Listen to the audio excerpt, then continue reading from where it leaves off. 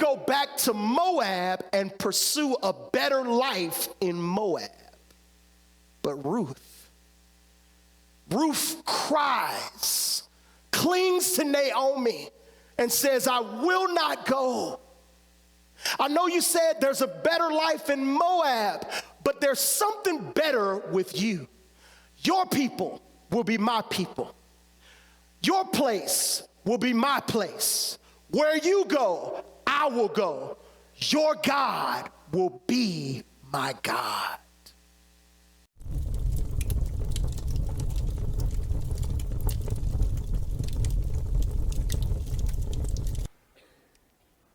We go to India, and I start talking to people. I did this big, conference like this, about this size, a little bigger. But it was all for people who were persecuted. It was the persecuted church in Orissa. And just lovely, beautiful brothers and sisters in Christ. And just to sit down and talk to them, thousands of them, and go, man, tell me, what happened, And, this lady, I'm talking to, she's there with her newborn baby. She's feeding her, which was weird. But she just starts telling me, her story. And she tells me about how, I became a believer. And she says, literally, everyone in my village came knocking on my door one day. And I'm pregnant, and they come with a lizard with its head cut off, because you have to drink the blood of a lizard to convert back to Hinduism. And they said, you need to drink this. You come back to us. And she said she just grabbed her Bible and ran. She just talked about that horrifying day when everyone that was familiar to her came against her for following Jesus, and just ran into the jungle, husband running after her, and she's going, I will not deny Jesus Christ. And her story about, she just her and her husband, first child in the jungle by themselves, looking for food to eat, trying to survive.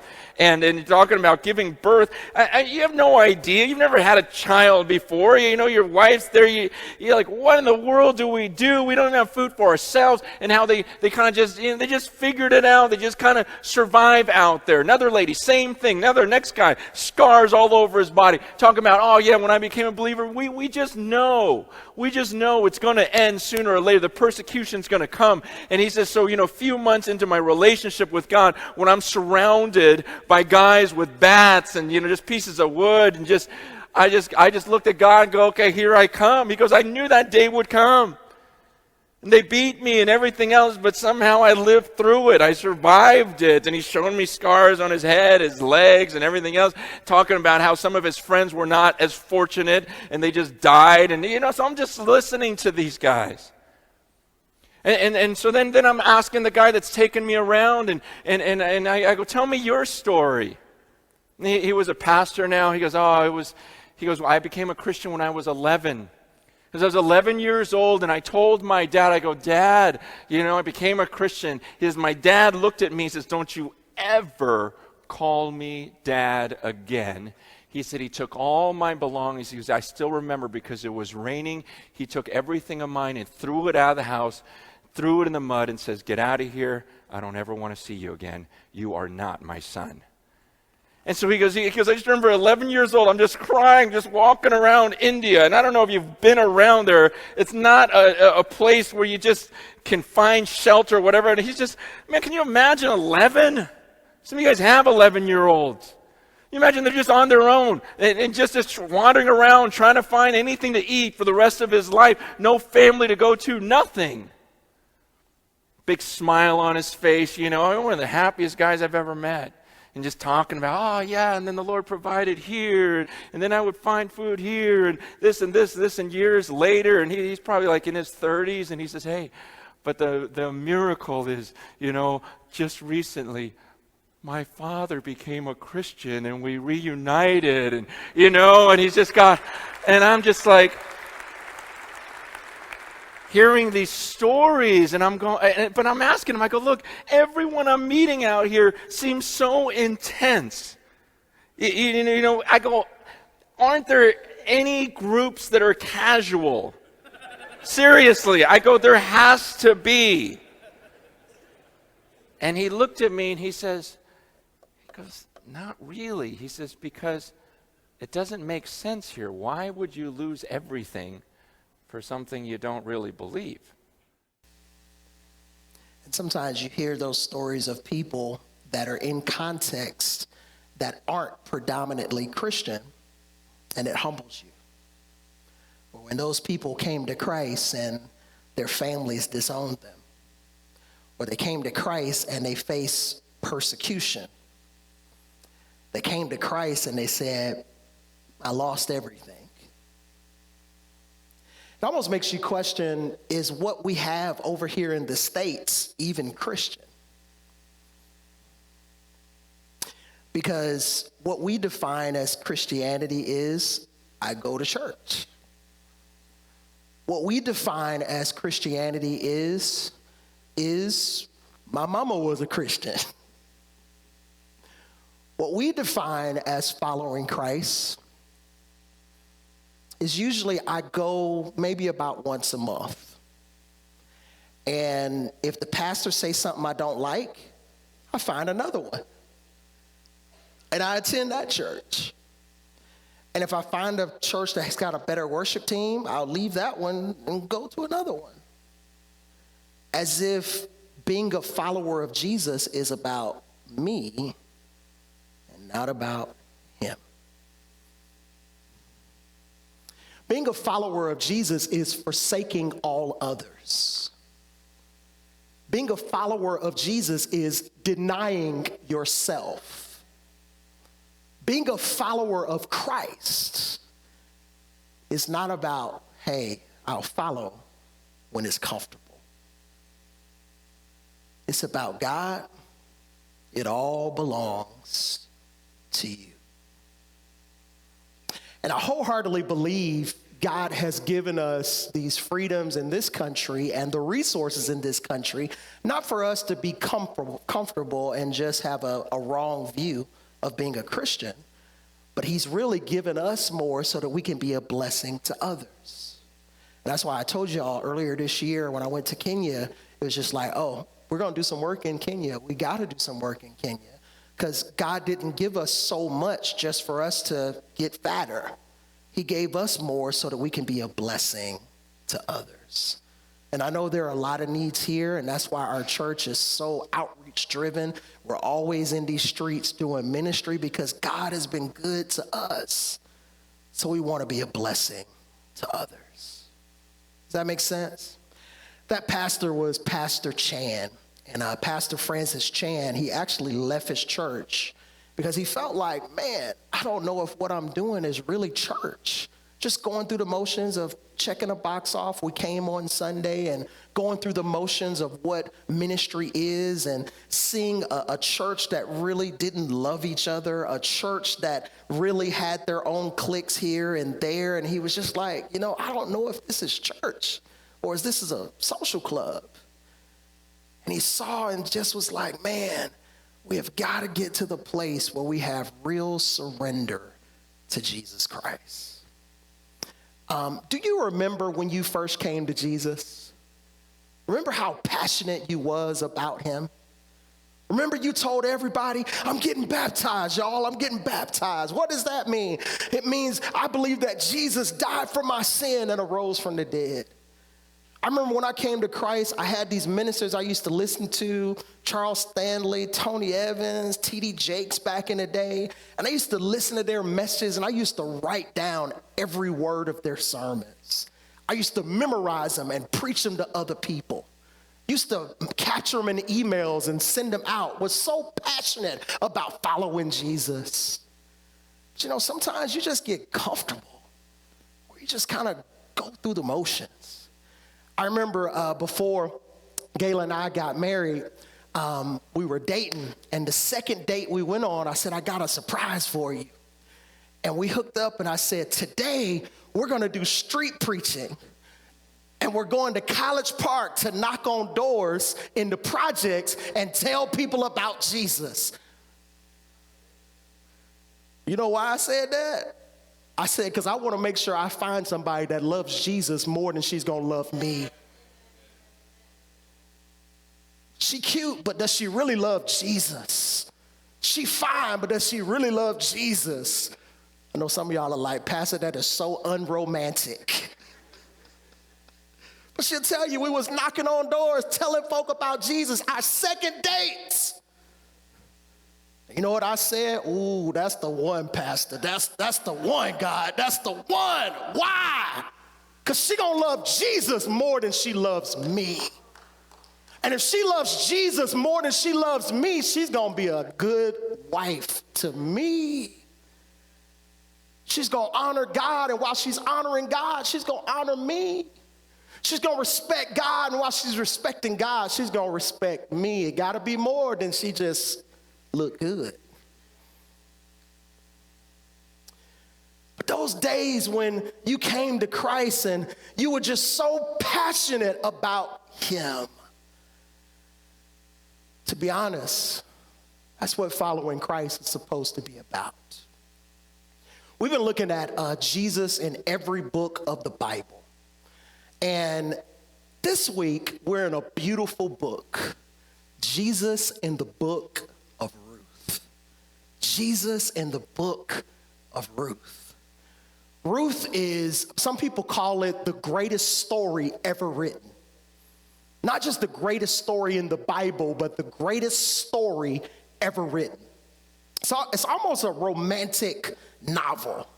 It's only 4 chapters, but it pulls you in. And I'm going to tell you, when you look at this book, you see the fingerprints of Christ all over it.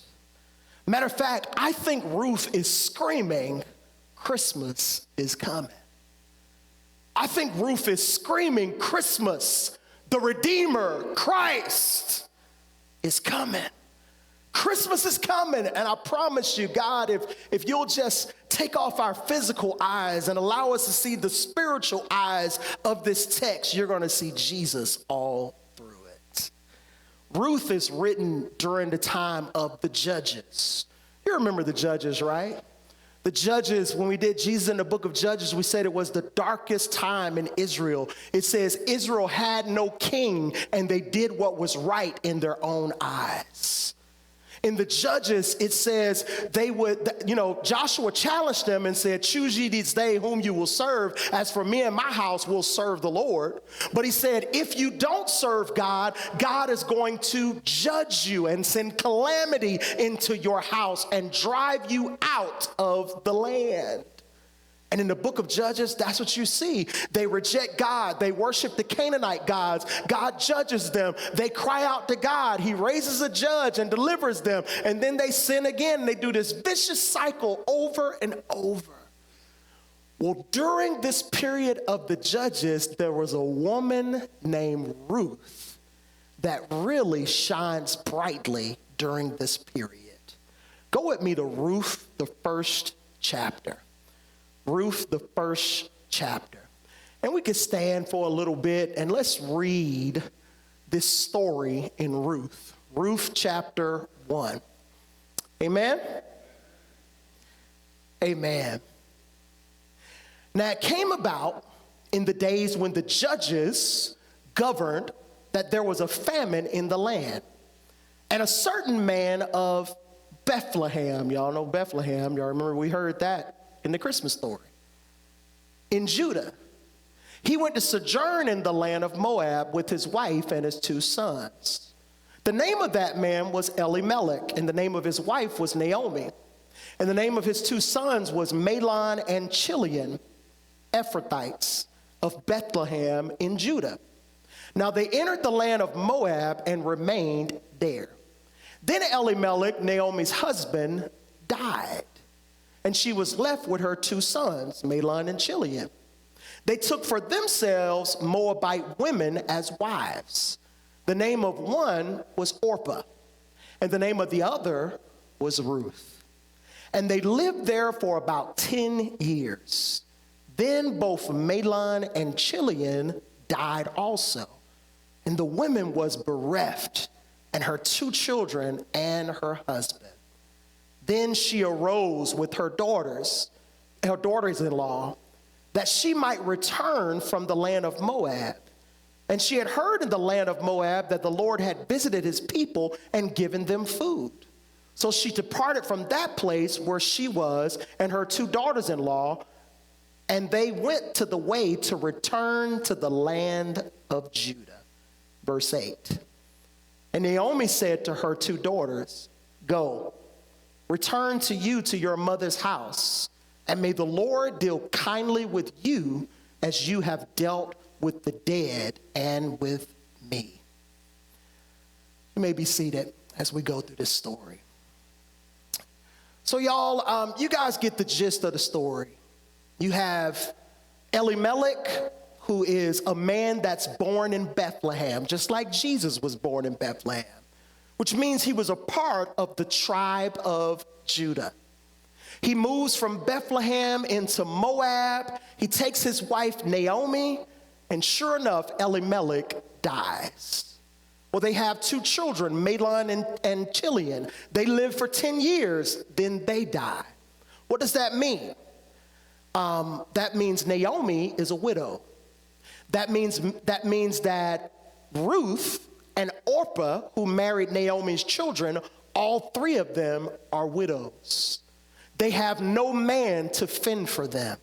If you're a widow in this context, it meant that you were homeless and poor, couldn't buy property, did not have a man to actually fend for you. So it's an emotional time. They've lost a husband, they've lost granddad, they've lost 2 husbands. They're emotional widows.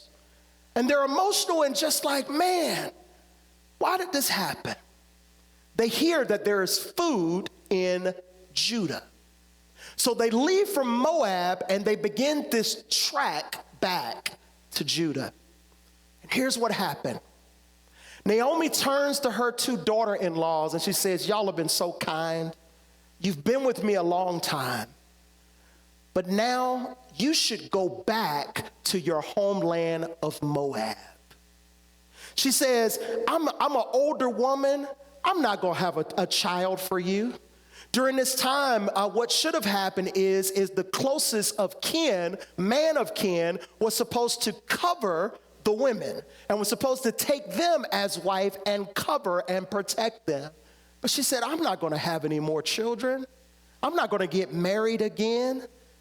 You have a better bet of leaving, going back to Moab to get married and to have a life. Let me just go back home." And that's a weird thing to say when you think about it. Surely Naomi wants company and knows she could use some young ladies to walk with her. But what does she say? "Nah, y'all go back. Go back to Moab. Go back to where you have come from." And you know what Orpah does? Orpah kisses Naomi goodbye.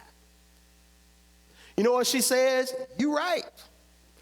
If I want to find a man, I ain't going to find him being with you. If I'm going to be taken care of, it's not going to be through this older woman. Let me go back to Moab and pursue a better life in Moab." But Ruth cries, clings to Naomi, and says, "I will not go. I know you said there's a better life in Moab, but there's something better with you. Your people will be my people.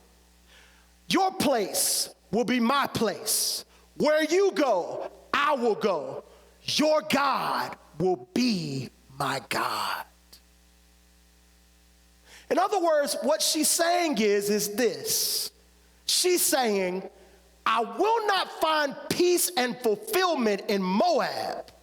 I'm going to find peace and fulfillment in chasing after God. Y'all, this is a gospel picture, y'all. This picture of the gospel is like, God, whatever I have to give up, you are more important than anything.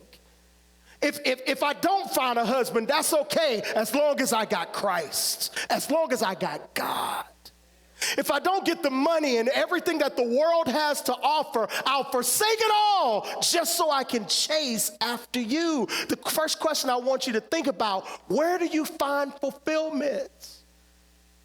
You find fulfillment in God. The world says you'll find fulfillment if you get you a boo. The world says you'll find fulfillment if you get the right job, you'll get the right money, you get the right this or that. When you get it, then what?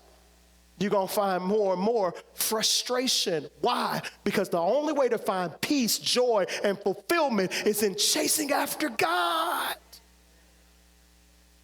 Chase after him. Ruth said, your people will be my people. Your God will be my God. Y'all, that's the same thing God calls us to do when he calls us to follow him. Luke 9:57, it says, as they were going along, someone said to him, I'll follow you wherever you go. And Jesus said, well, foxes have holes, birds have nests. The Son of Man has no place to lay his head. Will you follow me if it meant you were going to be homeless? Another one came and said, follow me, but first let me permit me to go bury my father. But he said to him, oh, allow the dead to bury the dead. Another one said, I'll follow you, Lord, but let me say goodbye to my home. And Jesus said to him, no one putting his hand to the plow and looks back is fit for the kingdom of God. It's the same picture of Ruth. I'll leave whatever I loved in the world, whatever I loved in Moab, whatever Moab has to offer is not good enough. I want more of the God that you serve. Where do you find fulfillment? You find it in pursuing God. You find it in trusting in him. What if Jesus truly was your greatest need? What if that passion you had when you first came to Christ is the same passion you had 10 years of following him, 20 years of following him? God, you are first and foremost in my life. Y'all, that's what discipleship is. That's what following Jesus is. It's for forsaking all others, saying, I will follow you. Well, it's emotional. They're crying, they're weeping, and finally Naomi says, well, girl, come on. You can come be with me. Why didn't Naomi even say, hey, go back to Moab, go back to your gods, go back to the life that Moab has to offer you? Why would she say something like that? Well, Moab, since Ruth was a Moabite, Israel didn't like Moab. Moab was considered a cursed nation. Where did Moab come from? Well, Moab, if you remember the story in Genesis 9, or Genesis 19, there's a story of Lot. When Sodom and Gomorrah was destroyed, Lot actually got drunk by his children, and his daughters slept with Lot in order to become pregnant to actually produce Lot's child in order to carry on Lot's name. So Moab was known as incest and a detestable practice because Lot slept with a daughter, produced Moab, and that produced the tribe of Moab. So for Ruth to go back to Bethlehem and Israel and Judah, they would look at her like what? Maybe a cursed person because they came from a cursed line. So maybe Naomi was really saying, you better count the costs if you want to come follow me. Isn't that the same thing Jesus said? If you want to follow me, count the costs. Friends may leave you. If you want to come follow me, people may reject you. If you want to come follow me, people may look at you as cursed or as different, as weird, as something wrong. If you want to come follow me, count the cost. So maybe Naomi wasn't trying to talk her out, but was saying, you better realize what you're getting yourself into. But you know what Ruth said? Real joy is in a relationship with your God. Your people will be my people. Your God will be my God. Well, sure enough, they make it back to Jerusalem, and they make it back to Bethlehem. Look at what happens in verse 19. So they both went until they came to Bethlehem. And when they came to Bethlehem, all the city was stirred of them. And the women said, "Is this Naomi?" She said to them, "Do not call me Naomi, call me Mara. For the Almighty has dealt very bitterly with me. I went out full, but the Lord has brought me back empty. Why do you call me Naomi, since the Lord has witnessed against me and the Almighty has afflicted me?" Did y'all catch that? Naomi means pleasant. That's what Naomi means. Her name meant pleasant. She makes it back to Bethlehem. Her family and relatives recognize her, and they say, "Isn't that Naomi? Don't call me pleasant. Call me Mara, because I am bitter. I've lost my husband. I've lost my sons. I'm in poverty. And now I'm coming back home because I have nothing." And she's bitter. Ruth has made it very clear that even though we're in a hard situation, fulfillment is in God, and we're just going to go back and follow God. I don't know what's going to happen, but God is more important than anything Moab has to offer. But Naomi is like, where is God when you need him? Where was God when I needed him? Don't call me Naomi. I'm not pleasant. Call me Mara. I'm bitter. You know, during the Christmas season, some people are very excited about the holidays, but some people get bitter. You know why they get bitter? Maybe because, Christmas, we market that it's about money and it's about what you can buy and getting the sales and that sort of thing. But if you ain't got the money, what do you feel like? Bitter. Maybe if you lost a loved one and you remember the Christmases of old with that loved one and now they're not there. Bitter. For Thanksgiving, I got an invitation from my in-laws. My brother-in-law's family invited me to Chicago, and y'all know my mom just died in October. So I was like, I'm going to do something different. I'm going to Chicago. Why? Because I was like, I don't want to get bitter during the holidays. Usually when we go to Safe House, y'all, we always go usually in December. Those are usually the hardest times to go to Safe House. Usually fights break out at Safe House because they be mad because y'all are coming around here spreading Christmas joy and I'm on the streets. Everything about the holiday can make you bitter. Every song, it's the most wonderful time of the year. Not for me. Bitter. Naomi said, my name is not pleasant. My name is bitter. And the Christmas season, if you're not careful, it can get you to a place where you're like, where is God when I need him? Bitter. Another hard place to visit during the holidays is nursing homes. I remember visiting a nursing home, and this man was just mad and bitter because of the holiday. All of his family was dead, and everybody had family coming in to visit and that sort of thing. And you know what his main gripe was? Christmas Day, I like to go to my favorite coffee shop to get coffee, and they closed. Bitter. Where was God when you needed him? Tell you another place where the holidays get hard if you're a child of divorce. That can get complicated.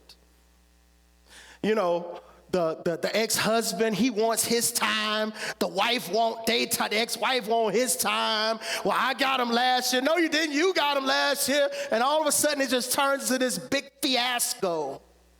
And it just make usually both of them what? Bitter. Naomi let her pain change her name. Naomi let her pain change her name. Naomi let the season give her a reason to be doom and gloom.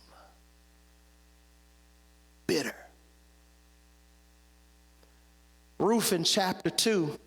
Listen to how Ruth responds. Now, Naomi had a kinsman in her husband, a man of great wealth, the family of Elimelech, whose name was Boaz. And Ruth the Moabite said to Naomi, please let go and glean among the ears of grain, one whose sight I have found favor. And she said to her, go, my daughter. So she departed and went to go and glean in the fields. Now, where did this come from? Leviticus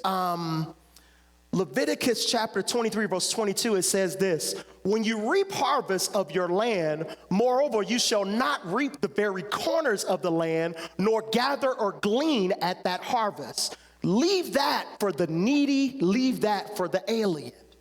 So when it's harvest time, what they said is don't just gather it all up, but leave some out so that the poor can glean.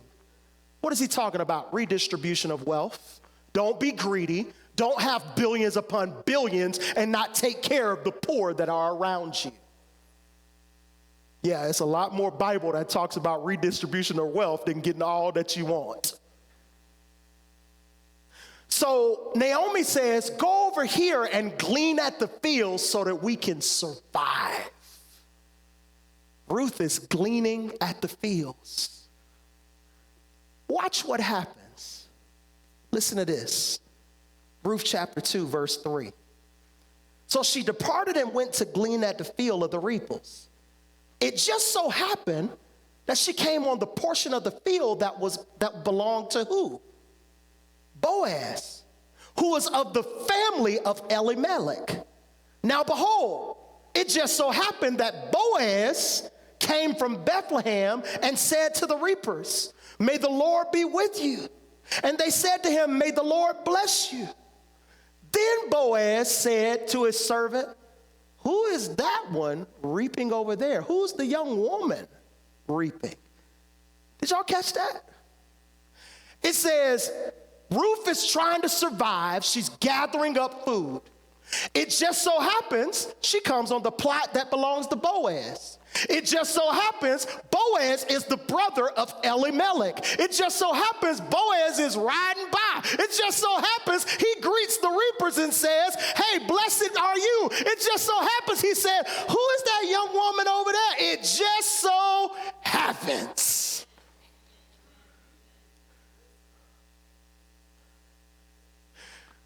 Naomi was like, God, where are you? And what God is about to show you, I'm here. You are not forgotten. I am with you throughout this entire journey. There's no reason to be bitter because in the midst of your pain, I am here to pour out the rain. This is why you don't get bitter during the season. God is here. God hadn't forgot about you. God is with you. This was not coincidence. God was there. He placed Ruth in the very spot, at the very moment, at the very time that Boaz is coming by. And he sees this woman and says, good googa mooga, who is that young woman over there?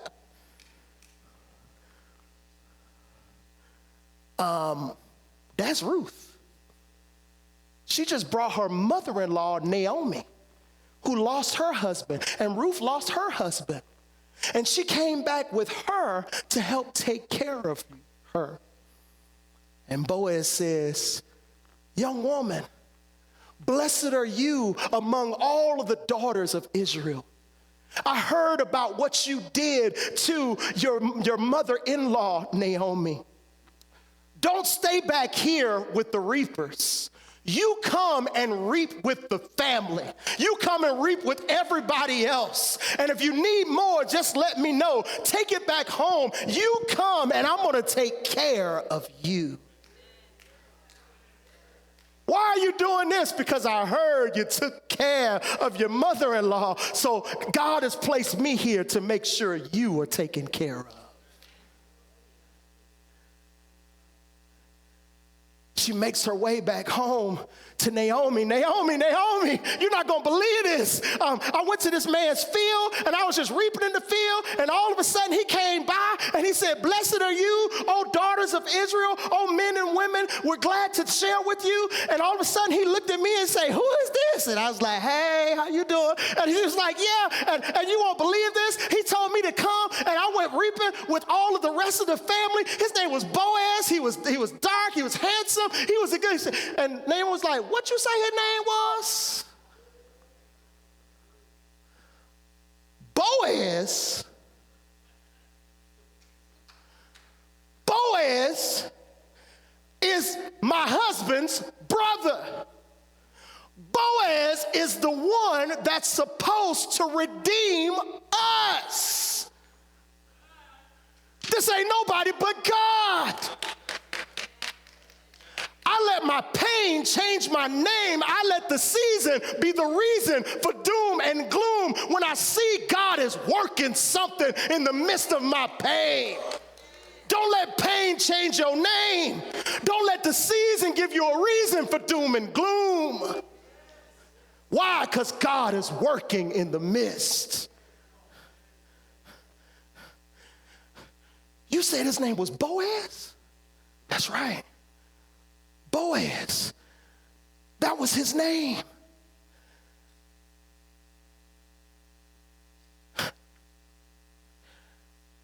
Where did Ruth find fulfillment? Ruth said, I find fulfillment in God, not in the things of this world. Naomi was like, well, where is God when I need him? And God showed up and says, I'm right here, and I've been with you all along. I never leave. I never forsake. I'm always there. I'm always blessing. I'm always with you. I'm on time. You are not forgotten. God is working in the midst. Ruth is a foreigner. Ruth was considered a half-breed. And not only a half-breed from incest. But yet she's sitting here with the blessed, reaping with the family of Boaz, her redeemer in Bethlehem.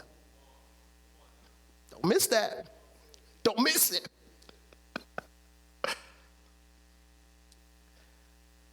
Ruth says this, girl, here's what you need to do. Put yourself together. I need you to go back to where Boaz is. And here's what you're going to do when you go back. Chapter 3. Then Naomi, her mother-in-law, said to her, my daughter, shall I not seek security for you, that it may be well with you? Now is not Boaz our kinsman redeemer, with whose maids you were with? Behold, he winnows barley at the threshing floor at night. Wash yourself, anoint yourself, put on your best clothes, go down to the threshing floor, but do not make yourself known to the man until he's finished eating and drinking. It shall be that when he lies down, that you shall notice the place where he lies, and you shall go and uncover his feet and lie down. And he'll tell you, what shall I do? And she said to her, all that you say, I will do. What is this Naomi is doing? Naomi is basically telling her, you need to make a proposal to him. Remember, during this time, it's not, American dating really mixes up things. In American dating, you date and date and date and date until you find the right one. And usually what happens is, date, she ain't the right one, so you're frustrated. Date, he ain't the right one, so you're frustrated. Date, he ain't the right one, so you're frustrated. And all of a sudden you meet somebody and it's like, he's all right, and then you marry him. And you know what happens? In our context, it's all about us. As if it's about me finding the right person and not being the right person. But in this culture, it was assigned marriages. So if one dies, the next brother of kin was to redeem and take care of that widow. So she says, he's going to know exactly what needs to happen. Fix yourself up. You ain't raggedy going to him. Look good. Smell good. Lie down at his feet. And he's going to know he's supposed to redeem you. It's a wedding proposal. That's what it is. Notifying her, you know what the Word of God says. We're going to look at that passage in a moment. She stays there, and in verse 9, look at what she says of chapter 3. He said, who are you lying at my feet? And she said, I am Ruth, your maid. So spread your covering over your maid, for you are a close relative. So he would have already knew that this was one of the widows that was gleaning at the field. What you doing here? I'm not only a widow, but I'm a close relative. Spread your wings over me. Y'all ever heard the phrase, I'm going to take him under my wing? That's where that comes from. Cover me. Protect me. Don't leave me out there as a widow scrambling to survive. Honor your brother by protecting his wife. This is also in Ezekiel 16:8. God said, I passed by you and I saw and behold a time for love, and I spread my wings over you and covered your nakedness. And I also entered into covenant with you so that you will become mine, declares the Lord. God entered into covenant with his people. How? By spreading his wings over us. Spread your wings over me, Boaz. I'm a relative, and I need you to redeem me. Well, Ruth said, I'm only going to find fulfillment in God, so I'm leaving Moab to follow God. Naomi said, well, where's God when you need him? And she got bitter. And she saw God's provision. Don't let bitterness change your name. God has got you in every season, and he's with you throughout the journey. We see God working. She's lying at the feet, and listen to what Boaz said, verse 10. Then he said, may you be blessed of the Lord, my daughter. You've shown your last kindness to be better than the first, by not going after a young man, whether poor or rich.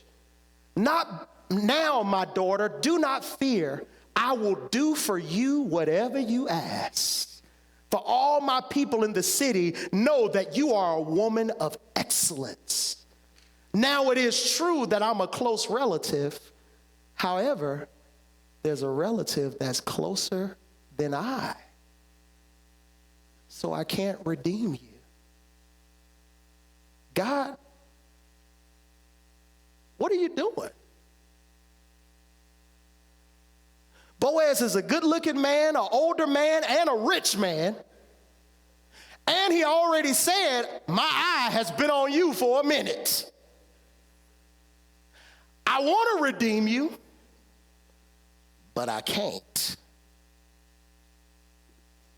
God, why can't Boaz redeem me? Some of y'all singles might be asking the same thing. God, why can't Boaz redeem me?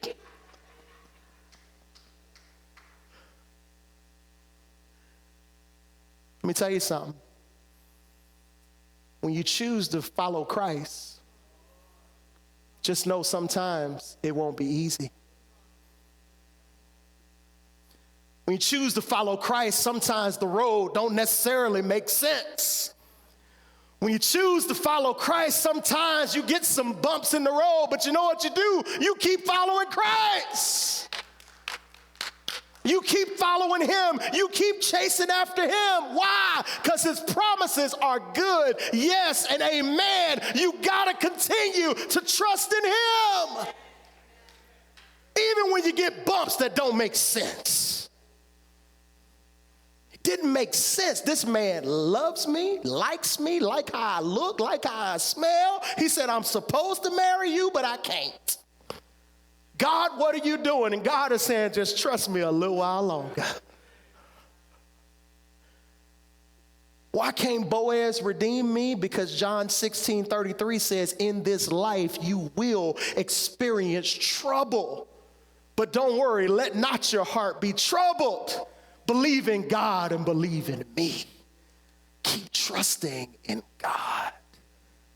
Trust him. Boaz says, hold on. We're going to see how this thing is going to work. He covers her and he says, I'm going to approach the next one in line. Just hold on. I'm going to approach the next one in line. Well, you get this beautiful, beautiful story that continues to progress in chapter 4. In chapter 4, Boaz makes his way to the gates of the city.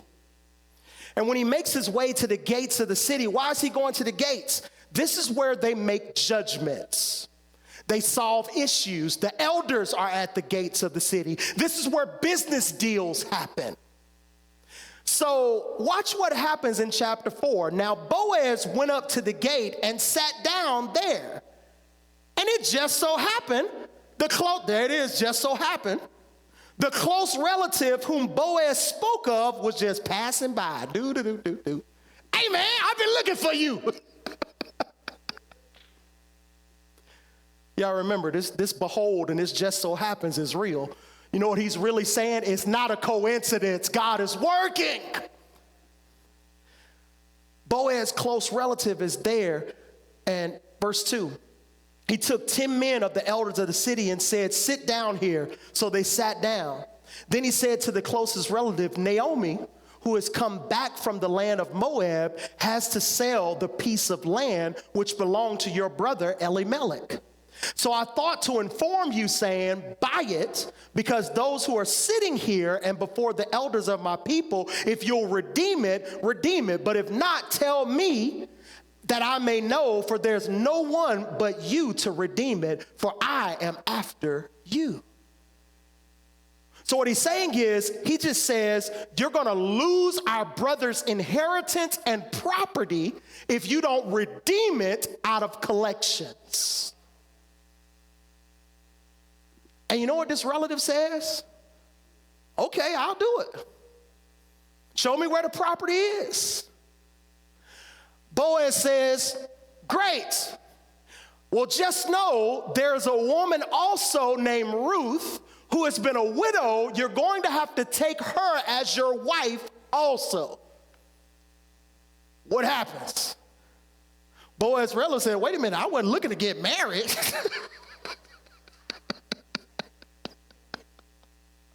What are you talking about? I wasn't looking to get married. I just wanted to redeem the property.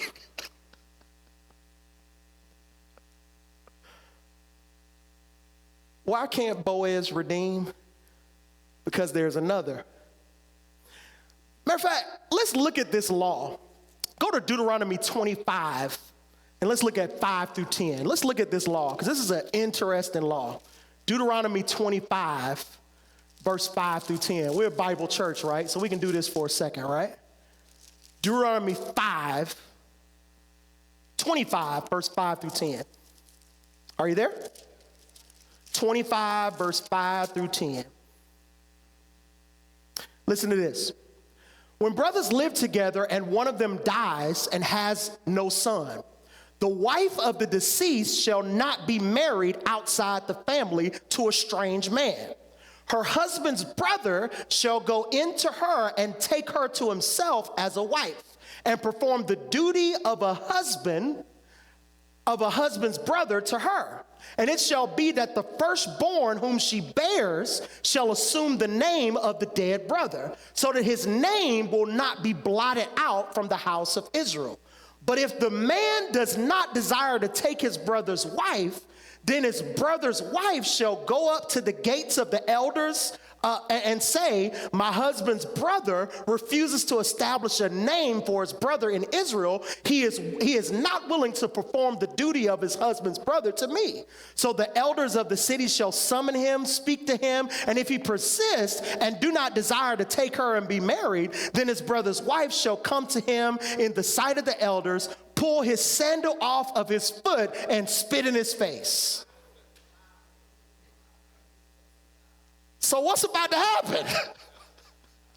He says, redeem the property. And he says, all right, I'll redeem it. Well, you got to marry Ruth. Wait a minute, I ain't looking to be no husband. Is Boaz about to spit in his face? I'm telling y'all, the Bible is good, y'all. It's good. It says, take off your sandal and spit in his face if he won't do it. Whew. This word, boy, this word.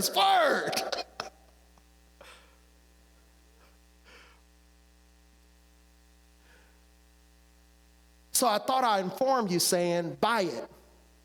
Verse 5. Then Boaz said, on the day you buy the field, your hand of Naomi, you must go and acquire Ruth, the Moabitess, the widow of the deceased, in order to raise up the name of the deceased and his inheritance. Since you're the closest relative, I can't redeem it. Verse 7. Now this was the custom in the former times of Israel concerning redemption, an exchange of land.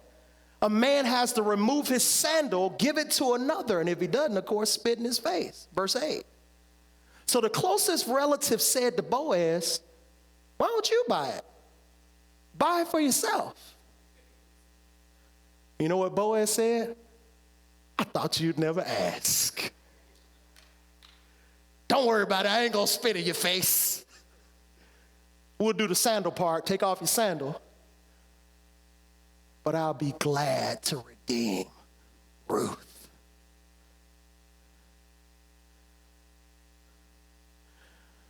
The world said real joy is in Moab. Ruth said, no, real joy is in chasing after the God of Israel. Naomi said, don't call me Naomi pleasant, for I am bitter. Where was God when I need him? God said, I've been right here all along. Why can't I marry Boaz? God said, just hold on, I'm working something. Don't quit on me yet. Don't get tired on me yet. I'm working something. Hold on a little while longer. Keep trusting, keep believing. And Boaz says, I get to take you as my wife. He takes Ruth as his wife.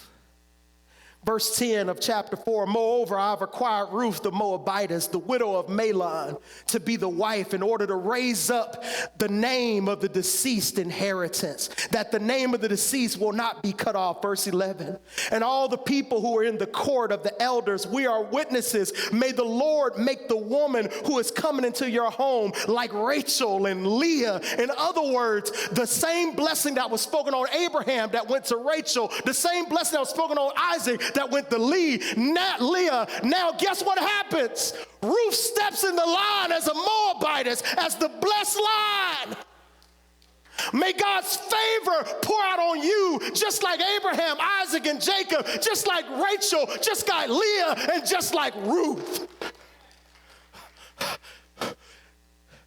blessing and favor of God, may it be on your household. Moreover, verse 12, may your house be like Perez and Tamar of Judah. Tamar, yes, she was the one that was raped. The favor and blessing of the Lord being on her also. Y'all, this is a line of women that are blessed by the Lord. All because Ruth said, I'd rather have God than to have Moab. What can happen if you say, I'll take God over Moab? What can happen if you say, I'll take Jesus over the things of this world? God will bless you beyond your wildest imaginations. Verse 13, so Boaz took Ruth. She became his wife. He went into her, and the Lord enabled her to conceive, and she gave birth to a son. This is beautiful. Watch this, verse 4. Then the women said to Naomi, blessed is the Lord who has not left you without a redeemer today. May his name become famous in Israel. May he also be the restorer of your life, the sustainer of you in your old age. For your daughter-in-law who loves you is better to you than 7 sons. Wow. He says, remember Naomi said, I'm without. I lost a husband, I lost 2 children, I lost everything, I'm without. And you know what God said? You thought you was empty, but now you're full. Why? Because you never was empty, you were full all along because I was providing, I was taking care of you. You just had to continue to trust in me. And now this son that you got, this grandson that you got, is better to you than 7 sons. Wow. Then Naomi, verse 16, took the child, laid her in her lap, and became his nurse. The neighboring women gave him a name, and a son has been born to Naomi. So they named him Obed, who's the father of Jesse, and Jesse, who's the father of David. You thought you were empty, but God says you're full. You thought you were unpleasant, but God says stop being bitter. I'm ready to pour into you if you'll trust the process. You see, what I offer is way better than anything Moab can offer. What I offer is way better than anything this world can offer. You simply have to turn to me. And when you turn to me, watch God work. Don't let pain change your name. Don't let the season give you a reason to not bless God. You are his daughter, his son. Oh, but you know that ain't even half the story. He said, okay, Naomi became the grandmother of Obed. Obed was the father of Jesse. Jesse was the father of King David. Obed, Jesse, David. And you saw at the beginning, the God of Abraham, Isaac, and Jacob is going to pass to Leah, Rachel, and now Ruth. This whole line is now going to come together. You know why? Because it wasn't about her just finding a man. It wasn't about her just finding provision. It was about when you trust God, he's going to bless you more than you could ever imagine. How did that happen? Why? Because you need to go to Matthew chapter 1.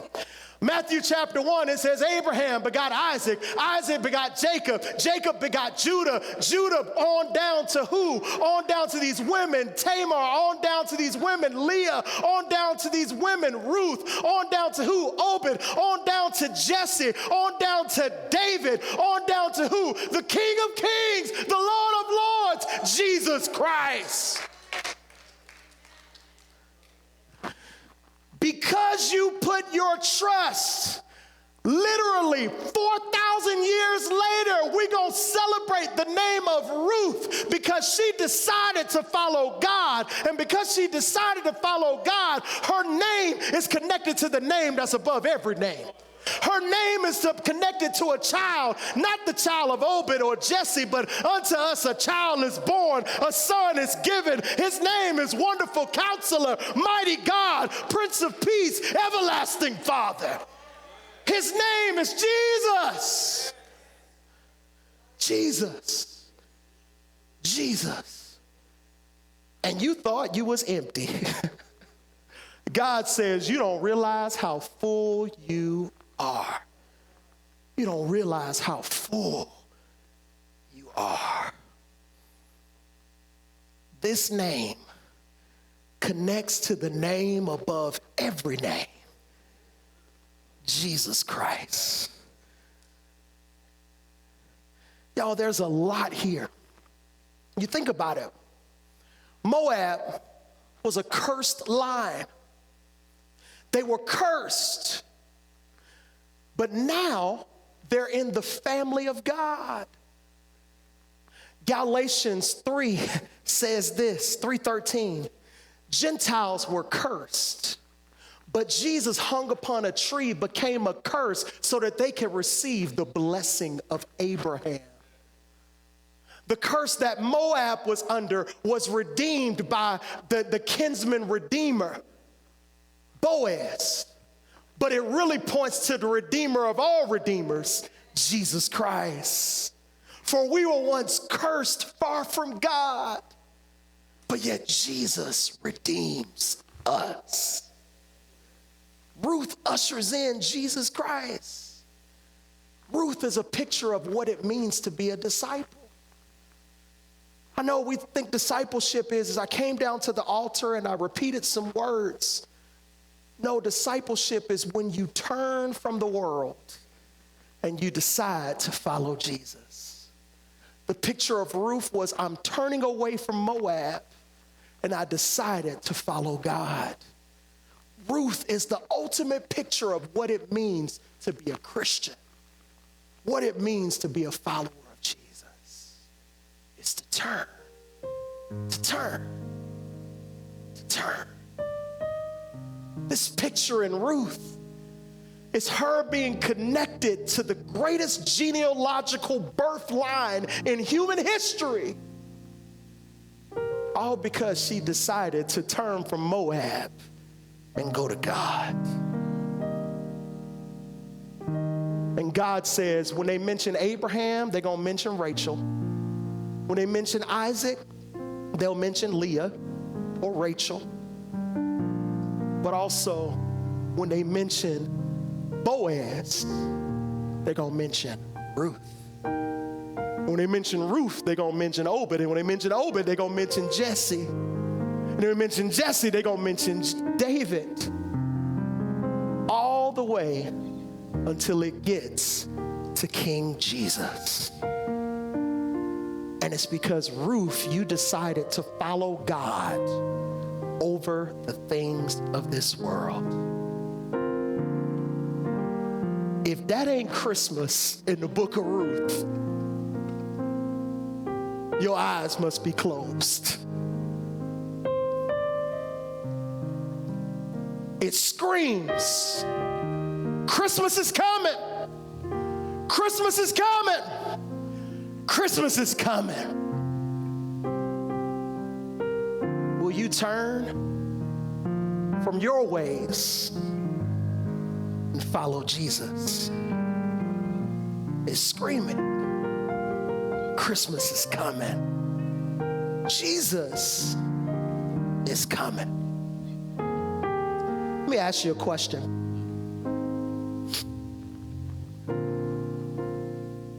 How many steps does it take to get back to God? If you've taken 100 steps from God, maybe you say, man, Pastor, I have taken at least 100 steps from God. I struggle with different things. I'm not the best wife, not the best husband. I've taken at least 100 steps away from God.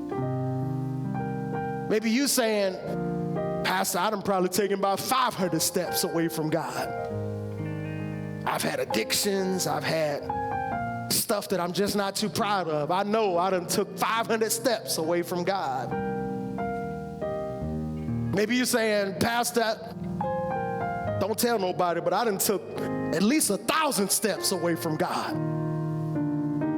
I've practiced witchcraft. I've looked at stones and enchantments and incantations and stuff like that, and I've taken at least 1,000 steps from God. You know how many steps it takes to get back to God? Just one. Just one. Just one. For anyone who calls on the name of the Lord shall be saved. It doesn't matter if you're 10,000 steps away from God, 5,000 steps, 3,000 steps, however many steps you think you can calculate. What can wash away my sins? Nothing but the blood of Jesus. What can make me whole again? Nothing but the blood of Jesus. All it takes is a decision to say, I'm turning away from this world and I've decided to follow him. For Ruth, it looked like going through Moab and it looked like going through, but she knew when I made this decision, there's no turning back. I've made this decision to follow you, Naomi. Where you go, I'll go. Where you stay, I'll stay. Your people will be my people. Your God will be my God. I've decided to follow. And you know what God is telling you today? Make your decision to follow. Make your decision to follow. And I promise you, just one step from the wrong direction to the right direction, he's gonna be right there to wrap his arms around you. Right there to wrap his arms around you. To say, I was with you in the storm. I was with you when you felt like you were 10,000 steps away, 100,000 steps away. I'm still with you. Just come on home. Make a turn towards me. Come on home. And I'll wrap my arms around you. That's what Ruth is about. Ruth is one of the greatest pictures you can see in the Bible.